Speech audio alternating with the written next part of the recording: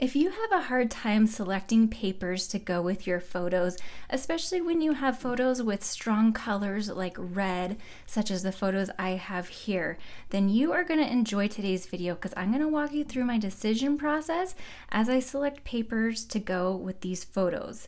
Now, I do have a lot of bright red here, but since these photos are in different light, they almost look like different reds, even though it's the exact same shirt. So what I'm going to do is pull in some different paper options and show you the thought process that I went through as I selected my papers. I've chosen this paper to be my base page. Now, this is part of a Valentine's pack. And if you look at the rest of the pack here, it's got a pretty strong Valentine vibe and a lot of reds and peaches in it. I did use this paper right here in a previous layout that was a Christmas theme. So I'll bring that layout in just a little bit to show you how I used this for a Christmas layout.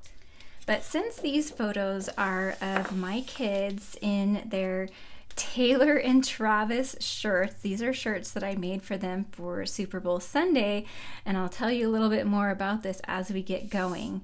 But since it's, kind of a loose love theme, I thought it would be kind of fun to use this love pattern here in the background.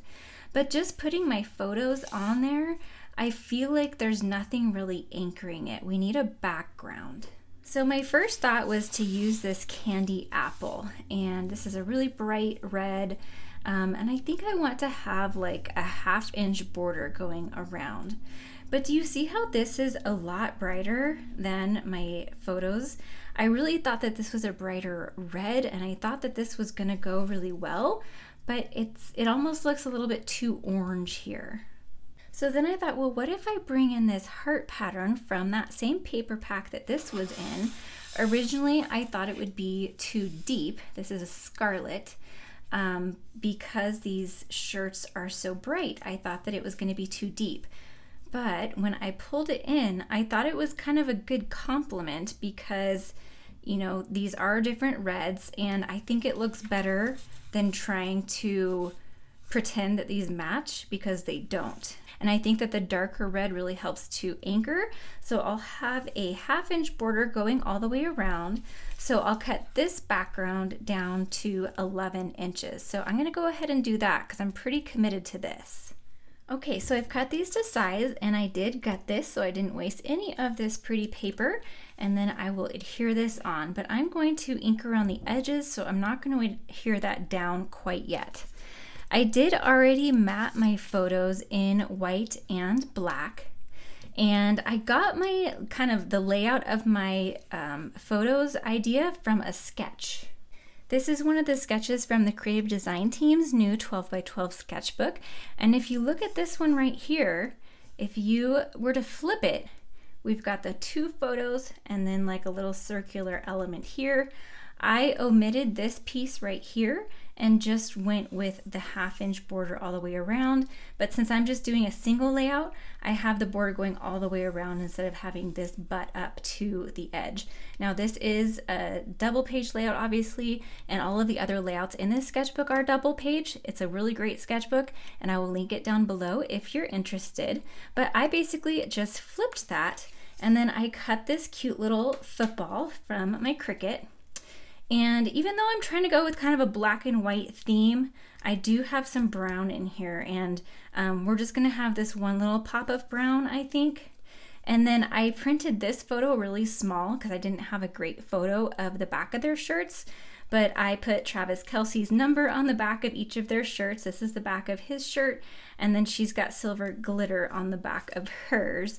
Now these photos, it's actually really funny. My daughter, actually both of my kids and my husband are Swifties. I like Taylor Swift too, but they love Taylor Swift's music.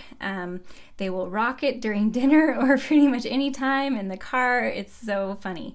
And my daughter asked if I would make her a shirt that says I heart T+T for the Super Bowl. it was all her idea. And so I was like, yeah, let's go get a shirt at Walmart. We went and got one real quick, and she helped me design this in Cricut and everything. And then my son, of course, because she was getting a shirt, he wanted one too, but he wanted his all spelled out, Taylor Swift plus Travis Kelce. And then he wanted the 87 on the back of his too. So I just had to document this because it was so cute. We went to a friend's house for Super Bowl. They had tons of fun. I didn't even get really great photos because they were just busy playing with their friends. So these were the best that I got. So I'm thinking that we're gonna do something like this. So it's kind of based on that sketch, but I want something going across here to help kind of anchor the photos, like a little, as Erin says, a shelf for the photos to rest on. So I wanted to play up the love theme just a tiny bit. I don't want this to be like super lovey-dovey because, it's just kind of a background theme, if you will. There is this paper and it brings in a lot of different colors, so I thought that could maybe be cute. And it also brings in a little bit of a brown tone that will help bring in the football. So I thought I would try that. But it's a little bit too like florally and feminine for what I was going for. So this is going to be too much red on red. So I found this one in my mix-ins pack, and this side could work too, but I feel like it's a little bit too white on white with the heavy white background. This one, even though there's a lot of white in it, it's like a little, almost like a polka dot pattern. I've used this on a few layouts now, and this is my favorite pattern in that mix-in pack. But I thought that this black and white will help bring in the black and white that I'm trying to bring in, like through the photo mats. So I'm thinking that that might be good there. And I just want to make sure that this football in brown isn't going to, look too odd being brown. So I like that. And then I have these zip strips. I thought the hearts might be cute. But I think it brings in a little bit too much peach. I don't want to have so much peach because that's not in my photos.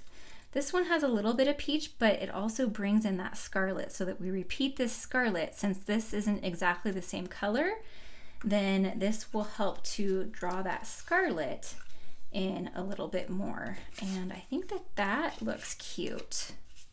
You're really not going to see a whole lot of it. I might adjust my photos so you see a little bit more. But I think I want another piece, like an inch or so. Now these are not exactly the same size strips that are in that sketch. I just use that for my inspiration. But let me see if I can find a pattern that I like that will go with this. This is a zip strip, so I wanted to have something a little bit wider is what I was originally thinking. But I think bringing in a little bit heavier black pattern would be good. So I'm thinking, well, let's see, maybe if we switch these, because this white on white is kind of blending in there, and I will ink around the edges with black, but I think maybe if we separate these black pieces, I think that looks good.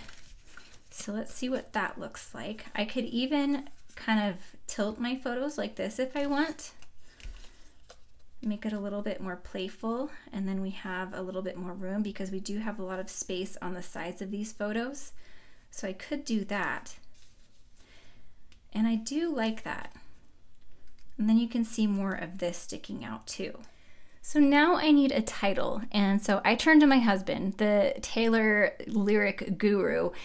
He's good at all lyrics, and I'm terrible at all lyrics. So I was asking him for, a title idea that plays off of some lyrics of her song.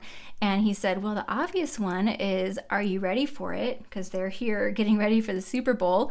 And I was like, oh, duh. It just doesn't, that kind of stuff doesn't cross my mind. So I was like, yeah, perfect. So I have this new alphabet die set. This is coming out on March 1st in the new catalog from Close to My Heart. And with one die, you get the inside and the outside. So this A will cut, you could use just this one letter, or let's see, I dropped the inside of my A. You could use just the outline, or you can use them both together. So in the R, I cut this with black and white, and you can use them both. And so I think I'm gonna do that. So we'll spell, "Are you ready for it?" Now, I'm not sure how, that's kind of a long title. I did already cut everything, so I'm not going to sugarcoat it. It took a while because it's such a long title. But I think that these dies are so fun and that the result is so worth it. But I haven't laid them all out, so I'm going to go ahead and do that, and then we'll decide if I actually like it. And if not, I can cut something on the Cricut that's going to be a little bit easier to glue down. Okay, I have it all laid out and I love it. I really like the contrast of the black and white. Tweezers are your friend when you're using this alphabet, but there is no question mark. There's numbers available and letters, but there's no punctuation. But I created a question mark. So I'm gonna go ahead and get all this glued down, and then I will show you how I did that.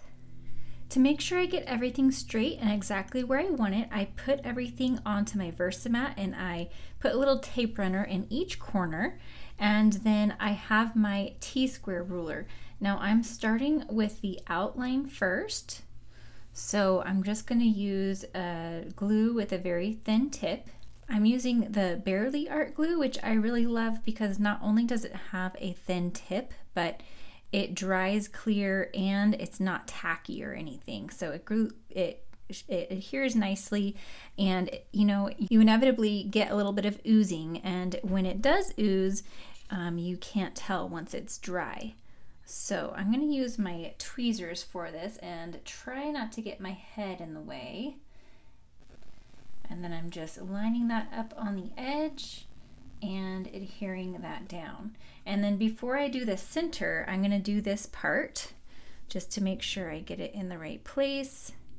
And we'll do the same thing, just a little bit of the glue, and then we'll get that in place. You can do this with any colors. I really like black and white. I've always been just a black and white person. I love black and white. I love wearing it. I love decorating with it in my house. I love scrapbooking with it. So I just think it's so nice and classy, but you can do any color combo you want to go with your photos. So that looks really good. That liquid glue worked really well. I'll go ahead and get the rest of them glued down off camera. Well, I got some of my papers glued down. I got my letters glued down and realized I didn't ink around the edges, and I really wanted to do that. So luckily I didn't use my ATG. I used my Tombow glue or adhesive, which is a little easier to pull up. So I ripped this a little bit. That's okay, it's going to be covered. But I am going to try to lift this up so I can ink around the edges, because I really think that that's going to make a big difference. I'm going to grab my little spatula to help me. I have had this glued down for a little while because it took me quite some time to glue all of that down. Like I said, it is a bit time consuming with these outlines and everything. And by the way, make sure you save all of these center pieces for all the letters that have that. You don't want to throw those away. But I really think that the inking around the edge is going to make a big difference to help these papers really stand out from each other. So I got that off, and I even mentioned this in the beginning that I wasn't gluing it down. Okay, I think we came off mostly unscathed except for this part that will be covered. So let's go ahead and get inking. Do you guys get carried away with your creating? And of course I was chatting. Sometimes I chat while I'm creating, sometimes I do a voiceover. And it's definitely harder to create while chatting, but sometimes if I'm chatting at a crop or at a retreat, I get distracted too. So let's see. I do think that makes a big difference. I'm gonna keep going around here. I'm just using black, and I'm gonna do black on all the pieces because that will help to further unify everything. And I'm not gonna do a ton of distressing. I'm just basically, I'm not going in. I'm just going flat against the paper. So it just has a little bit. So I'll go ahead and get this finished, and then we'll see what a difference that makes. Okay, do you see how even though this strip is pretty dark, I didn't even think this would make that much of a difference, but I haven't done this yet, and look at just the difference that makes. helps the paper to pop, gives it kind of an ending edge, and really helps it to pop off here. So I've already done these ones, and see how it just gives that extra separation and helps it to pop. And then I went all the way around this edge too, so you can see that pop. So I think that this really, really made a big difference, and I think it was worth taking my layout apart so I can do what I originally planned to do in the beginning. Okay, can you see what a difference that made? Just made everything pop. It's just such a small detail, but I think it makes a big difference. Now I've gotten everything glued down except for the football. I put the football up on thin 3D foam tape, and I use this a lot, but I don't always show it. I love this foam tape because it's thin. You know, it doesn't make a lot of bulk in your layout, in your album, but it still gives just a little bit of dimension. So I put enough so that if, you know, the pressure from your album once it's in there isn't gonna crush it and make it all lumpy. You know, but I don't cover the entire thing. And then I think I want it kind of at an angle like that. And then I cut a few hearts. I'm gonna do very little embellishing. I don't think it needs much. We have a wow statement with the title. I do still need to add the question mark. We have this big football, which obviously makes a big statement. And I think I just want a few hearts. I chose the silver glitter because it goes along with the silver heart on her shirt. And it's hard to appreciate these on the glitter paper, but this is from the new die set. This is called the Decorative Shapes. And I use these two hearts. And there's these little piercing dots on there. So if you use it on cardstock, you can see that piercing really well. It's just hard to see it on the hearts. You can kind of see it, you know, on the back. But the glitter paper doesn't show it very much on the front. But, you know, they're still good size, cute hearts. So I was thinking I would put a couple of them on here, maybe like that. There's quite a big size difference. I might want something in between these two because that's pretty big right there. And if I tuck it behind, you're really hiding most of it. So maybe I'll use that one. And then I have these puffy stickers that came with the Love Notes collection as well.